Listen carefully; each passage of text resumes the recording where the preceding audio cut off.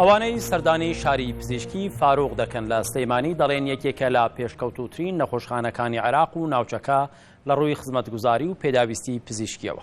بەرپرسانی نەخۆشخانەکەش جەخت لەوە دەکەنەوە کە شاری پزیشکی فاروق یەکەمین نەخۆشخانەیە لە عێراقدا و چارەسەری زۆرینەی ئەو نەخۆشخانەی تیادا دەکرێت کە پێشتر بۆ چارەسەر دەچوونە دەرەوەی وڵاتانی هەرێمی کوردستان.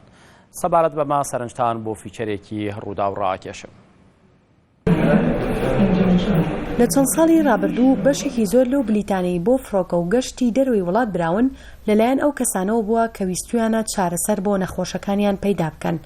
ئەوە جۆرێک لە بێمتمانەیشی دروست کردبوو بەرامبەر بە پزیشک و نەخۆشخانەکانی باشووری کوردستان.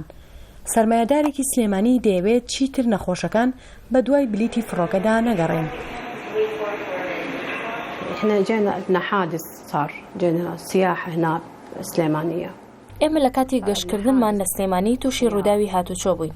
کوڕەکەم بڕبڕەکانی ملی تووشی ئازار بووە. پێیان گوتین بچنە نەخۆشخانەی فاروق کە نەخۆشخانەیەکی زۆر باشە. سوپاس بخوا ئێمە دەڕۆژە لێرەی نەخۆشخانەکە زۆر باشە. دەتوانم بڵێم لە عێراق و دەرەوەی عێراقیش نەخۆشخانەی وانە. هەز دەکەم پزیشکەکان زۆر باشن چونکە بە حاڵی کوڕەکەما دەزانم لە ڕووی پاک و خاوێنیشەوە زۆر پاکە. زۆر خزمەتی نەخۆش دەکەن هەر لە دەرمان و چاودێریکردنی نەخۆش. لەوانەیە ئەم نەخۆشخانە هیوایەک بێت بۆ هەموو ئەو نەخۆشانەی کە پێشتر بۆ چارەسەرکردنی نەخۆشەکان ڕویان لە وڵاتانی دیکە دەکرد.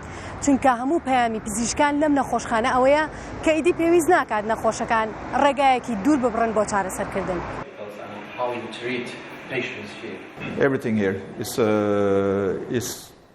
ئەو خزمەت گوزاریانەی لێرە هەیە وەک ستانداردەکانی ئەوروپا وایە.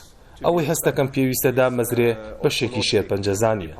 لەبەر ئەوەی زۆربەی نەخۆشخانەکانی شێرپەنجە پێویستیان بەو بەشە هەیە. وا ئەزانم لە سلێمانی هەیە بەڵام لەم کاتەدا و لەم نەخۆشخانە نییە.